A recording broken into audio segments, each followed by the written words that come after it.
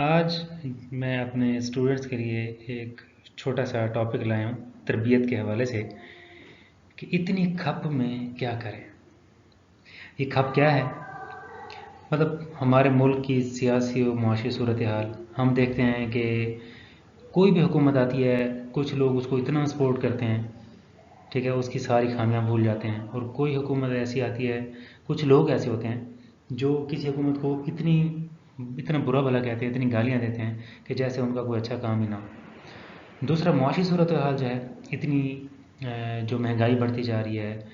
اور اتنے جو ملکی حالات خراب ہوتے جا رہے ہیں، اس میں بندہ کیا کرے؟ ہم کنفیوز ہیں کہ کس کو سپورٹ کریں، کس کو نہ کریں، یا کس کو سپورٹ کریں تو کتنا سپورٹ کریں۔ اگر کسی کے اگینسٹ بھی ہیں تو اس کو اتنا ایک صرف برا بھلا کہیں جتنا اس کے ویسے کام ہیں۔ ایسا نہ ہو کہ کسی کی سپورٹ میں ہم اتنا آگے نکل جائیں کہ ہم اس کی ساری غلطیوں کوتاہیوں کو بھی مطلب بالکل اگنور کر دیں، یا کسی کے کوئی مخالف پارٹی ہے تو ہم اس کے اچھے کاموں کو اپریشیٹ نہ کریں۔ اسی طرح اس تیزی سے بڑھتی ہوئی مہنگائی میں ہم کیا کریں؟ آپ نے دیکھا ہوگا بہت سے لوگ پڑھے لکھے بھی ہیں اور پھر بھی بے روزگار ہیں، اور ان پڑھ تو ویسے ہی اتنے زیادہ بے روزگار ہیں۔ تو ہمیں اور ہمارے بچوں کو، اسٹوڈنٹس کو یہ پریشانی ہوتی ہے کہ اتنی تعلیم حاصل کرنے کے باوجود بھی بے روزگاری ہے، تو پھر ہم کیا کریں؟ ہمارے معاشرے میں بڑھتے ہوئے کمپٹیشن کی جو دوڑ ہے، ہم اپنے ارد گرد دیکھتے ہیں، کسی نے اپنا بڑا گھر بنا لیا، کسی نے گاڑی لے لی، کوئی زیادہ پڑھ گیا، کوئی باہر چلا گیا، تو جو باقی لوگ ہیں وہ اس ڈپریشن اور پریشانی کا شکار ہوتے ہیں کہ فلاں بندے نے یا فلاں لوگوں نے یہ چیز حاصل کر لی اور ہم رہ گئے۔ پریشانی کی اور وجہ ناقص خوراک اور پانی کی وجہ سے بگڑتی ہوئی صحت ہے۔ ہم بہت ساری ایسی ہمارے کلچر میں ایسے کھانے شامل ہو گئے ہیں، اور ہمارے ایسی عادات بن گئی ہیں کہ ہم ایسے کھانے کھا رہے ہیں جو صحت مند نہیں ہیں۔ تو اس میں ہم کیا کریں؟ نت نئی قسم کی نہ سمجھ آنے والی بیماریاں ہیں، یہ بھی ہمارے لیے بہت بڑی پریشانی کا باعث ہے۔ معاشرے میں بڑھتے ہوئے بدامنی ہے، کئی جگہوں پہ چوریاں، ڈکیتیاں یا مختلف اور قسم کے حالات ایسے ہیں کہ ہم اس میں کیا کریں۔ خاندان کے افراد میں بڑھتا ہوا فاصلہ، کہ ہمیں یہ پریشانی ہے کہ ہمارے جو فیملی کے ممبرز ہیں وہ اب اتنے زیادہ قریب نہیں ہیں جتنا زیادہ ہونے چاہیے۔ مذہبی منافرت اور کنفیوژن، ایک ہمارا سیکٹ ہے وہ دوسرے کو کوئی کافر کہتا ہے، کوئی مشرک کہتا ہے، کوئی بدعتی کہتا ہے، کوئی کس طرح کہتا ہے، مطلب سارے ایک دوسرے کو مختلف قسم کے الزامات میں مطلب ان پہ بھرمار کرتے رہتے ہیں، اور کنفیوژن کہ ایک عام بندہ جو ہے وہ بالکل پریشان ہو جاتا ہے کہ ہم کریں تو کریں کیا، کون سا سیکٹ فالو کریں، کون سے پیر صاحب کو فالو کریں، کون سا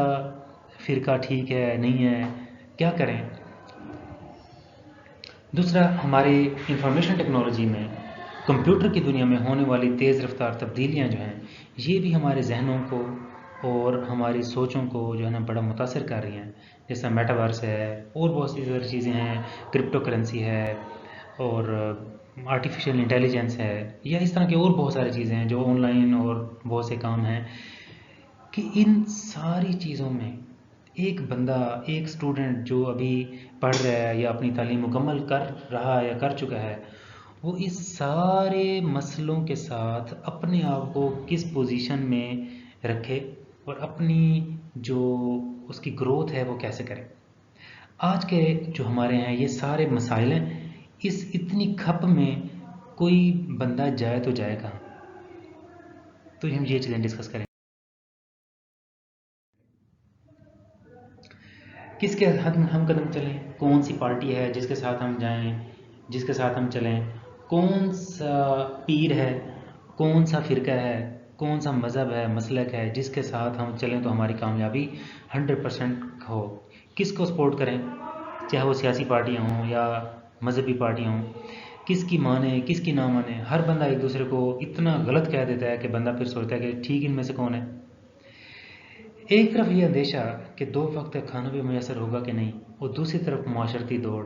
اونچے بڑے گھر، اچھی گاڑیاں، سوسائٹیوں میں پلاٹس، پیسہ، بینک بیلنس، سوشل سٹیٹس، ان سب کے ساتھ بندہ کرے تو کرے کا، جائیں تو جائیں کہاں، کریں بھی تو کیا کریں؟ نہ رب راضی ہوتا نظر آتا ہے اور نہ دنیا حاصل ہوتی نظر آتی ہے۔ اس اتنی کھپ میں کیا کریں؟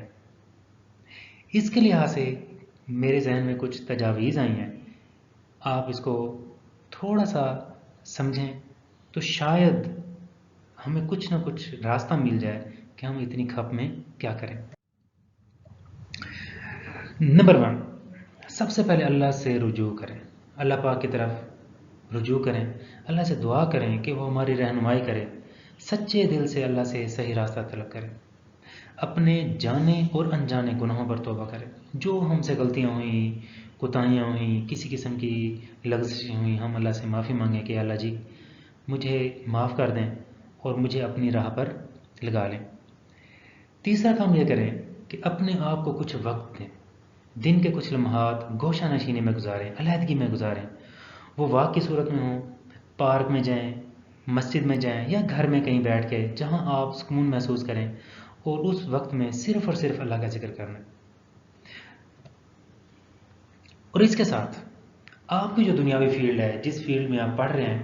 اس میں غور کریں کہ آپ کتنے ایکسپرٹ ہیں۔ اگر آپ کو ٹریننگ کی ضرورت ہے تو ٹریننگ حاصل کریں، اگر آپ سمجھتے ہیں کہ اچھا پڑھا سکتے ہیں تو پڑھانے کی مکمل تیاری کر کے پڑھیں، اگر آپ تھوڑے کم پڑھے لکھے ہیں تو کمپیوٹر کے بہت سارے کورسز موجود ہیں جو آپ کر کے آن لائن اپنا ذریعہ معاش ان کو بنا سکتے ہیں۔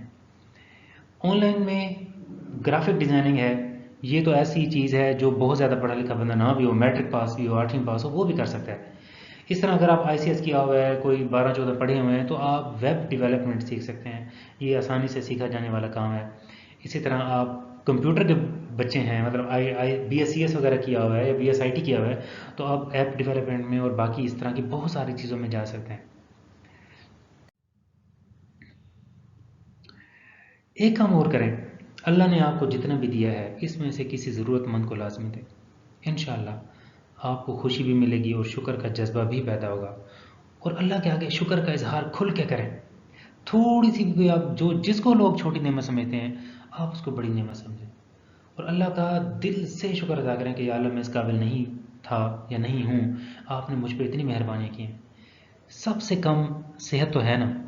اللہ نے زندگی دی ہے، اور اس سے بھی کم لیول اللہ نے پیدا تو کیا ہے نا، اپنے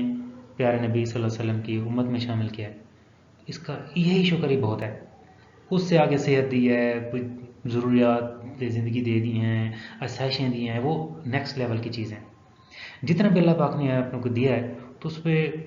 بڑے پیار سے، مان سے، بڑی درد مندی سے، عاجزی سے اللہ کا شکر ادا کریں۔ ایک کام، ایک سیٹ آف کام ہے،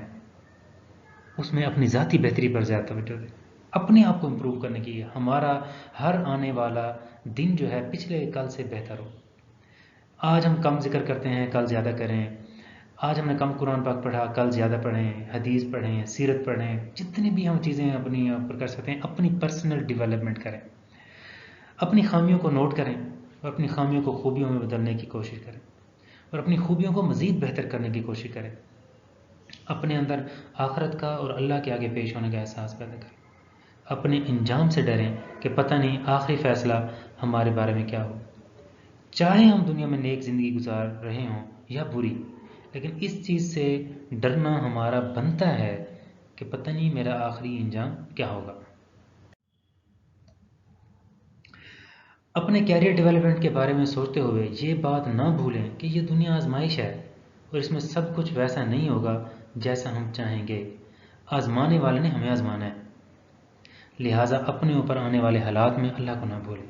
صبر و تحمل کا دامن ہرگز نہ چھوڑیں۔ یہ بات اچھی طرح یاد رکھیں کہ ہم اس دنیا میں اپنی مرضی سے آئے بھی نہیں ہیں، اپنی مرضی سے جائیں گے بھی نہیں، اور جس نے ہمیں پیدا کیا اس نے آزمائش کے لیے پیدا کیا ہے، تو کوئی نہ کوئی ایسے ٹیسٹ میں ہمیں ضرور ڈالے گا جو ہماری پسند کے مطابق نہیں ہوں گے۔ اس کے ساتھ ساتھ زندگی بھر سیکھتے رہیں، سیکھنے کا عمل نہ رکنے دیں،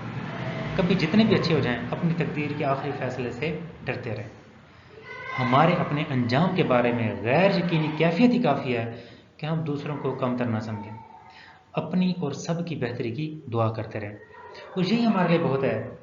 کہ پتہ نہیں، کسی صحابی کے قول کے بارے میں کہا جاتا ہے کہ اگر میرا ایک قدم جنت کے اندر ہو اور دوسرا باہر ہو تو پھر بھی مجھے اللہ کے نیکسٹ فیصلے کے بارے میں نہیں پتا کہ اللہ نے میرے بارے میں کیا فیصلہ کیا ہوا ہے۔ ہم دنیا میں رہ کر، کوئی گناہ گار ہے، کوئی کسی کے اندر ایک خوبی ہے، کسی کے اندر کوئی برائی ہے، تو کسی کی برائی کی وجہ سے اس سے نفرت نہ کریں، اس کے لیے دعا کریں، اپنے لیے بھی دعا کریں کہ اللہ پاک میرے اندر بھی جو کمیاں ہیں ان کو بہتری میں کنورٹ کر دیں، بدل دیں، اور کسی کی برائی، کمی، کوتاہی نظر آ جاتی ہے تو اس کو بھی کوشش کریں کہ اس کو پھیلائیں نہیں۔ اللہ پاک ستار العیوب ہیں، ہم بھی کوشش کریں کہ لوگوں کے عیب یا کسی کی کمی کوتاہی ہمیں نظر میں آ جاتی ہے تو اس کو ہم اگنور کریں، اس کو ہم چھپائیں۔ تو یہ چھوٹی چھوٹی چیزیں ہیں، اتنے پریشان نہ ہوں، کسی کے پیچھے اتنے اندھا دھند نہ لگ جائیں، ایک ہی زندگی ہے اور اس کو ہم ایسا نہ ہو کہ گنوا بیٹھیں کسی ایسی جگہ پہ۔ قرآن پاک کی ایک آیت ہے سورہ کہف کی آخر میں ہے جس کا مفہوم ہے کہ ہم آپ کو ایسے لوگوں کے بارے میں نہ بتائیں کہ جو یہ سمجھتے رہے کہ ہم نے بہت اچھے کام کیے ہیں حالانکہ وہ خسارے میں ہوتے ہیں۔ کئی دفعہ ہم کسی پارٹی کے ساتھ، کسی ایک گروپ کے ساتھ لگ کے ایسا سمجھتے ہیں کہ بہت ہی ہم کوئی اچھے کام کر رہے ہیں، حالانکہ وہ اچھے کام اتنے ہوتے نہیں ہیں۔ اپنے آپ کو قرآن پاک سے میچ کرتے رہیں، اللہ کے نبی صلی اللہ علیہ وسلم کی زندگی پڑھیں، اس کے ساتھ اپنے آپ کو جوڑیں، ٹھیک ہے؟ تو انشاءاللہ اللہ سے امید ہے کہ اللہ پاک ہمیں سیدھی راہ لازمی دکھا دیں گے اور ناکام لوگوں میں شامل نہیں کریں گے۔ اور ہمارے لیے بھی دعا کریں، اپنے لیے بھی دعا کریں، ساری حضور صلی اللہ علیہ وسلم کی امت کے لیے دعا کریں کہ اللہ پاک ہم پہ مہربانی کرے اور جتنے بھی ایسے ناگوار حالات آتے جا رہے ہیں وہ ہمارے لیے آسانیاں کرے اپنی مہربانی سے، ہمارے بس ہمارے اعمال ایسے نہیں ہیں۔ اللہ تعالیٰ ہم سب کا حامی و ناصر ہو۔ اللہ حافظ۔